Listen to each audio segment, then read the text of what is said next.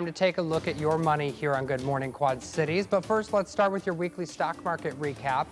The S&P 500 is down nearly 1%, the Nasdaq down 0.1%, and the Dow Jones Industrial Average is down just over 1%.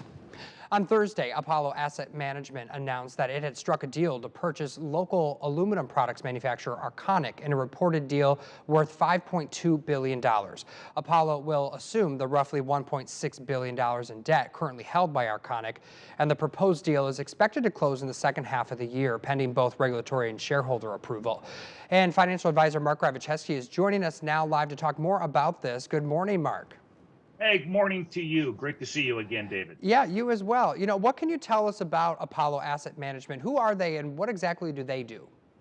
Yeah, Apollo Asset Management, David, is one of those very, very large private equity firms that really has a long history of acquiring in what it views is either distressed or underperforming companies where it believes it can provide a strategic vision and infusion of capital to create a stronger, more profitable company.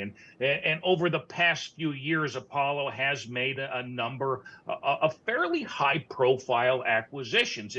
It's acquired security firm ADT, Career Builder, Cox Media Group, Yahoo even, and most recently global chemical distributor Univar Solutions. So it does have an extensive history of acquiring some big name companies across a spectrum of industries. And as part of its acquisition of Arconic, Apollo has announced it is willing to make substantial investments of capital to shore up Arconic's production technology and capabilities. But just as important, David, it will acquire Arconic's roughly $1.6 billion of outstanding debt. Yeah, and that was a lot of big name companies that they've acquired over the time, a lot that we, of course, recognize.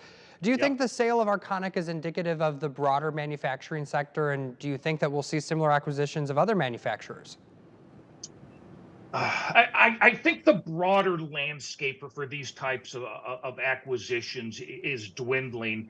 For Arconic, I think the bigger surprise with Apollo's purchase, to be honest, David, is the hefty premium that Apollo was willing to pay. Now, when you kind of break it down into the manufacturing sector, for the past 6 months, the U.S. manufacturing sector has actually been one of the weaker components of the U.S. economy. And in my opinion, unfortunately, I think that weakness continues for most, if not all, of 2023. There's also significant concerns of recession later this year, which, again, further clouds that outlook for the manufacturing sector. But also, even outside the manufacturing industry, David, we're beginning to see a rapid decline in these types of corporate acquisitions. And one of the main reasons is that one way companies buy out another company is by taking on debt themselves to finance that purchase. And obviously, over the past 12 months, interest rates have absolutely soared. And this makes it much, much more expensive for one company to borrow money to purchase another company. Yeah, and you talked a little bit about debt, and Arconic owes about $1.6 billion in debts to its creditor right now. So what extent did this sizable amount of debt factor into the sale? You're right, David. Arconic has taken on a lot of debt over the past 3 years. Now, even though they do carry about $1.6 billion in debt, from what I've heard, from what I've read, David, I would consider it a quote unquote sizable amount of debt, but certainly not what analysts might consider a crippling amount. But the challenge with even carrying a sizable amount of debt, David, is that it can severely impact your cash flow.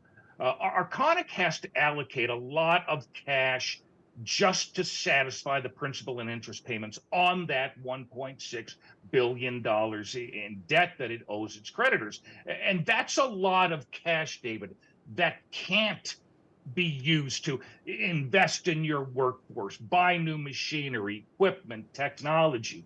But even if this $1.6 billion in debt was deemed, quote unquote, manageable, that there's still tremendous economic uncertainty, I would say, over the next 12 to 16 months.